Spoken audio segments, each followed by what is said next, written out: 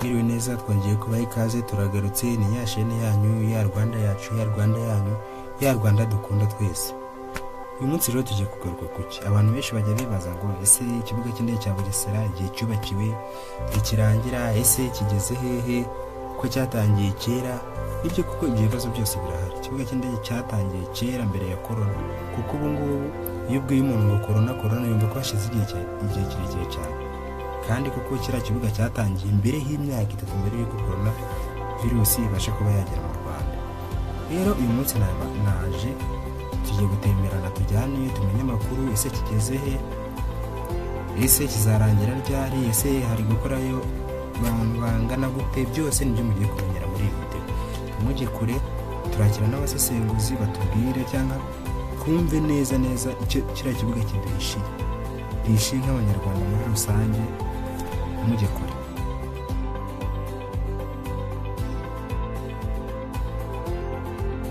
Hari amahirwe yo guha akazi abantu benshi bayikoramo ubwayo, ariko n'ikindi kinini mu gihe imishinga iba yuzuye ubwayo. Tuvuge utanze urugero rw'ikibuga cy'indege cya Bugesera, buriya hariya n'ahantu hazafungurira amarembo kuba twakwakira abantu bashikenera gusura wenda akano karere ka East Africa cyangwa se u Rwanda ubwarwo, bakabona bati ikibuga cyiza nka kiriya banyura kura, ntabwo njye kukizasavinga gusura u Rwanda, ahubwo babona ari nka region cyane Africa. Kandi igihugu gifite uburyo bworoshye bwo kugendamo. Ibi nabivuga koko ibintu bibaho cyane buriya mu bihugu bitandukanye, no kujyayo biba biragorana, haba kubona ibyangombwa visa, haba kubona indege ijyayo, ugasanga umuntu avuga ati n'ubundi ndajya kurwana n'iki, bingoye no kugenda gusa. Ariko iyo igihugu kigendwa mu buryo bworoshye, byongera n'abashoramari ku buryo imirimo irahangwa myinshi kandi na leta ikabona imisoro. Raporo zitandukanye zigaragaza ko u Rwanda rumaze kwiyubaka nk'igicumbi cy'ubukerarugendo, harimo n'ubushingiye kwakira inama mpuzamahanga, ishoramari n'ikoranabuhanga. Binashimangirwa n'imibare y'urwego rw'igihugu rw'iterambere RDB igaragaza ko mu mwaka wa 2024 igihugu cyakuriye ishoramari ry'imishinga 612 ifite agaciro ka miliyari 3,200 z'amadolari y'Amerika.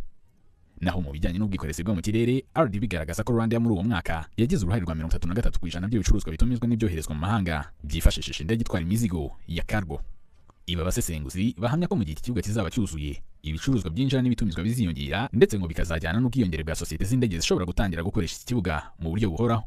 Turaza gukora partnership n'izindi ndege. Ibyo nabyo bitworohera umunyarwanda. Nimba yaragiye kujya ahantu bari kumwishyuza $4,000, araza kwishyura amadolari 900, bitume koko dufite indege nyinshi, dufite na connection nyinshi, biraza kutworohera, bituma amafaranga agaruka. Ubwo biraza gutuma n'abandi basura u Rwanda, Visit Rwanda navuze. Iraza indege kuzajya icyataringwa, izana abantu direct, ayo mafaranga yinjira. Abaje gukina imikino, abaje gukina basket, ayo indege ishobora kugenda ikajya Senegal ikabaterura igahera kibazana. Ayo ni amafaranga abayinjiye mu gihugu. Ubwo ni ubukungu buzamuka. Ikibuga cy'indege nikiboneka Kigali kurushaho nka kirangire cy'Ubugesera, buriya ntibiza gutangaza ubonye andi ma companies akora ibijyanye na transport y'indege agana u Rwanda. Ndavuga aya ma companies nyine atandukanye, South African Airlines n'atandukanye menshi cyane. Ibyo rero bituma mu by'ukuri byongera na business kigacuruza kurushaho, kuko iyo ufite ubushobozi bwo gutwara abantu n'ibintu, wongera ububasha bw'abantu kuza mu gihugu cyawe. Nizere ko n'ibiciro bizagenderaho kumanuka byo gutwara abantu, kuko buri ibiciro by'indege muri Afrika byo biri hejuru cyane. Ariko imishinga nk'iyi ijyanye urumva n'indege n'ikibuga cy'indege, birumvikana ko bizagira ingaruka cyangwa se umusaruro mwiza ku biciro by'ingendo. Iyo ibiciro rero by'ingendo bimanutse, abakerarugendo bariyongera, abantu bategura inama mu gihugu bariyongera. Muri Gicurasi y'umwaka, Minisitiri w'Imari n'Igenamigambi Yusuf Murangwa yatangaje ko kugeza ubu hari bimwe mu bikorwa remezo bimaze kubakwa bishamikiye kuri iki kibuga cy'indege gishya cya Kigali.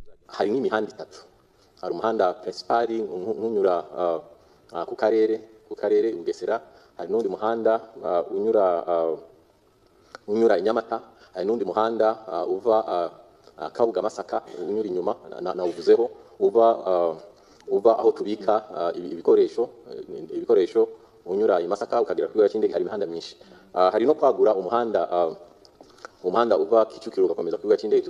Tugiye kuzawagura kugira ngo ushobore kugira ligne iri special y'amabisi, ku buryo umuntu ujya ku kibuga cy'indege aba afite priority, ariko binashobotse habe hari na public transport. Yo tujye mu bigo bitandukanye, tubona ko hari gihe abakoresha ibibuga by'indege baba bashaka gukoresha public transport. Ushaka ari umushyitsi ushaka kuza mu mujyi ariko afite imodoka, ashaka gukoresha public transport ihendutse kandi yihuta, nabyo byaratekerejwe.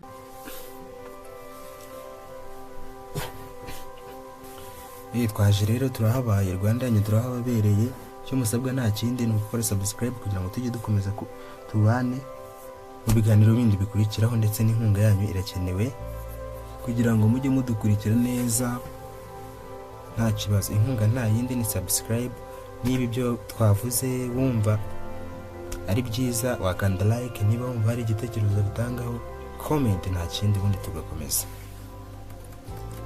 Mu by'ukuri ikibuga cy'indege cya Bugesera cyatangiye mu mwaka wa 2017, ubwo ni imbere y'imyaka 3 mbere y'uko corona iza. Cyagiye cyubakwa igihe kirekire ubwo mbese hagiye hazamo inzitizi nyinshi cyane. Ubu ngubu rero mu myaka mike ishize Bugesera yarizwi nk'akarere kadafite icyerekezo, nk'akarere kari mu turere tukiri mu nzira y'amajyambere mu Rwanda niko navuga. Ariko ubu ngubu Bugesera imaze kuba igicumbi cyangwa ikirangantego cy'u Rwanda. Ntabwo ari ikibuga cy'indege cya Bugesera cyonyine turi bugereho uyu munsi cyangwa turavugeho, ahubwo turavuga ku bikorwa remezo byazanywe na kiriya kibuga cyabyaye. Abantu benshi rero tujye twibaza ngo ese kiriya kibuga cy'indege cyagiye amafaranga angana gute, kingana gute, cyubatse ku buso bungana gute? Mu by'ukuri ibyo ni ibibazo bya buri muntu wese yakwibaza, ariko uyu munsi ibyo bibazo naje kubisubiza, naje kugira ngo tubisubize hamwe, dufatanye tubimenye. Ikibuga cy'indege cya Bugesera rero kizuzura, kuko ntabwo kizuzura gitwaye amafaranga ari hagati ya biliyoni 2.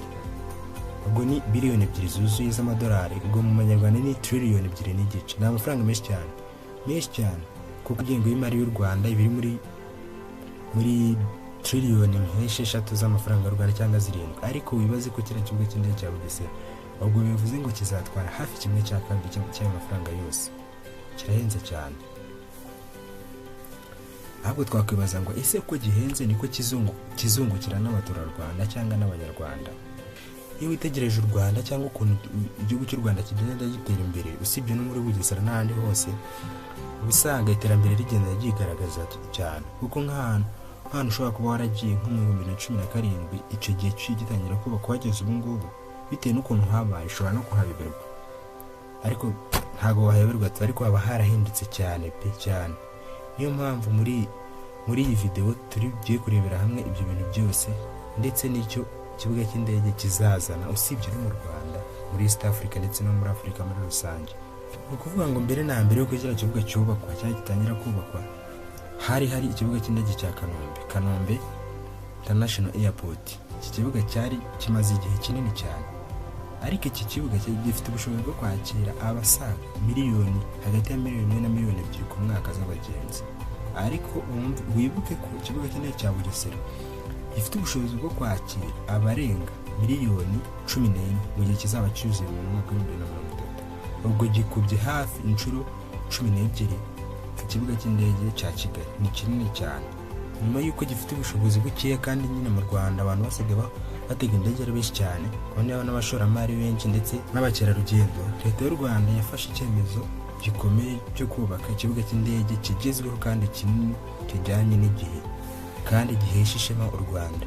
Bugesera yatoranyijwe kubera ko ifite ubutaka bunini kandi burambuye, kandi ikaba yegereye na Kigali, ikaba ifite kandi n'ubutaka bunini burambuye, ahantu mu mirambi, ntago ari mu misozi nk'iyo mu majyaruguru. Tujye kuri cya kibazo sasa rero, cya kibazo kivuga ngo ese iki kibuga cy'indege cyubatse ku buso bungana gute? Ikibuga cy'indege mpuzamahanga rero cyubatse ku buso bunini cyane. Ubutaka bwose bw'iki kibuga burangana gute? Burangana na hegitari 25,000. Zirasaga hafi kilometero 25, ni nyinshi cyane. Ibi bivuze iki rero? Ibi bivuze ko iki kibuga cy'indege kiruta inshuro 5 zose ikibuga cy'indege cya Kanombe. Ku muntu utarabona ikibuga cy'indege cya Bugesera akaba yarabonye Kanombe, nayifate rero ayikuba inshuro 5, nubwo arahita amenya ikibuga cy'indege cya Bugesera uko kingana. Ubutaka burimo ubuso bwose burebure cyangwa bunini bungana gutya burimo inzira z'indege, amatamino, cargo zone, aho indege zipakira cyangwa zipakurura, ndetse na parikingi yazo. Umushinga watangiye mu mwaka wa 2017, ariko mu mwaka wa 2019 haje kuboneka abashoramari bashyashya. Haje kuboneka icyo bita Qatar Airways. Iyi ngiyi twese turayizi cyangwa abantu benshi barayizi. Yinjiye mu ishoramari kandi yahise ifata asaga 30% by'uyu mushinga, mu gihe Leta y'u Rwanda ifite 40%, ariko ntibibuza n'andi makampani kuba yakoramo. Ibi byari intambwe ikomeye ibi byabaye intambwe ikomeye bigaragaza icyizere cy'u Rwanda ku rwego mpuzamahanga mu mikoranire n'ibindi bihugu. Ariko kuva mu 2020 uyu mushinga wagiye uhura n'inzitizi nyinshi cyane nk'izo twavuze, harimo COVID-19 n'ibindi bibazo by'imari no ku rwego rw'isi.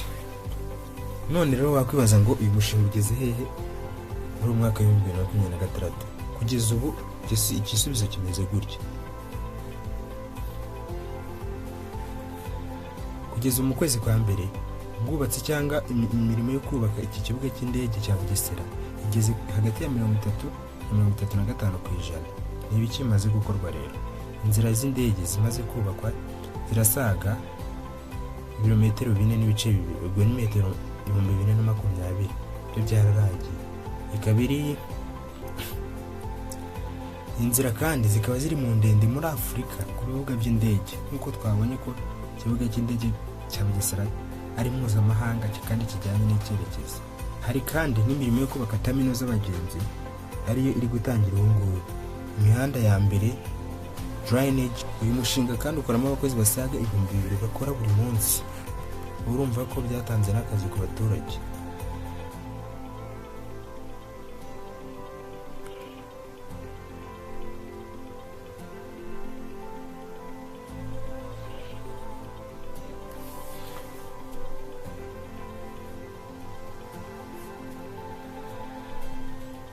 Niba nawe ari kubyumva, singe ndumva uyu mushinga ari cyo gikorwa cya mbere gihenze mu Rwanda. Wenda indi nkiraza cyangwa ntibarayitangariza ngo tuyimenye, ariko uyu mushinga nicyo gikorwa gihenze cyane. Ikibuga cy'indege trillion 2.5 ni amafaranga menshi cyane. Ibyiciro byose biteganyijwe ko kizatwara yayandi nababwiye ni za trillion 2.5 amafaranga y'u Rwanda cyangwa biliyoni 2 z'amadolari. Nibyo kandi koko mu ngengo y'imari yo 2025-2026 leta y'u Rwanda yashyizeho cyangwa yongeyeho asaga miliyoni 500 z'amadolari, ayarasaga hafi miliyoni 700, biliyoni 700 z'amafaranga y'u Rwanda yo kongera kuri uyu mushinga. Ikibuga cy'indege nticyaje cyonyine. Bugesera Industrial Park yagenewe kwakira inganda zitunganya umusaruro no kohereza mu mahanga. Uyu mushinga nawo uzuza utwaye asaga miliyoni 300 z'amafaranga y'u Rwanda. Ikibuga cy'indege kandi cyazanye no kwagura imihanda, amashanyarazi ndetse n'amazi kugira ngo serivisi zorohe ku bakigana cyangwa ku bagana akarere ka Bugesera. Imihanda ya Bugesera Kigali yaragutse cyane kandi iravugururwa ku rwego rujyanye n'igihe. Ibi nabyo byihagazeho kuko bitwatwaye make, ahubwo byatwaye asaga miliyari 250 z'amafaranga y'u Rwanda. Urumva kandi n'amahoteli ntiyakwibagirana mu bijyanye n'ubukerarugendo ndetse n'imiturire mishya ijyanye n'umujyi wa Bugesera ndetse n'igihugu muri rusange. Bugesera iri kwakira ishoramari mu mahoteli, ubukerarugendo, imiturire ndetse n'imiturire mishya bizorohereza cyangwa bizakira abashoramari cyangwa n'abagana akarere ka Bugesera, abajya kwirebera ibyiza byako, abajya mu mahanga cyangwa abavayo. Byose ibikorwa byose bizunganirana mu kugira ngo serivisi u Rwanda cyangwa abanyarwanda batanga cyangwa abanyamahanga babonera mu Rwanda ziyongere, kugira ngo u Rwanda rugaragare ku rwego mpuzamahanga n'igicumbi cya serivisi inoze. Kandi byatwaye amafaranga menshi cyane kuko byatwaye asaga miliyari 200 z'amafaranga y'u Rwanda. Tugana ku musozo kandi iyo ugereranyije imishinga yose iri gukorwa mu karere ka Bugesera, uretse n'ikibuga cy'indege ubwacyo, hamaze gushorwa arenga miliyari 1,000 z'amafaranga y'u Rwanda. Aya ni amafaranga menshi cyane kuko ikibuga cy'indege ubwacyo nasaga hafi miliyari 2,500, ariko n'ibikorwa remezo byunganira iki kibuga bihagaze muri hafi miliyari 1,000 z'amafaranga y'u Rwanda. Ubwo bivuze ngo byose hamwe ni hafi birajya kwegera miliyoni 3,500. Tubitangije byose biragera hafi muri miliyari 3,500 bizashorwa muri uyu mushinga kugira ngo wuzuye no kugeza mu 2032.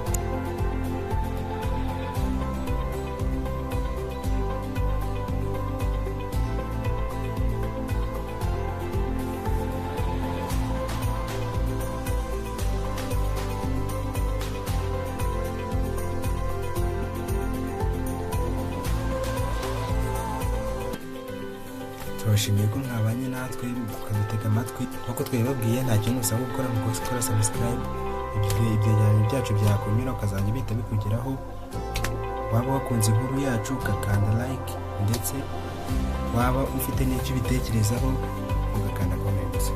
Murakoze turabashimiye.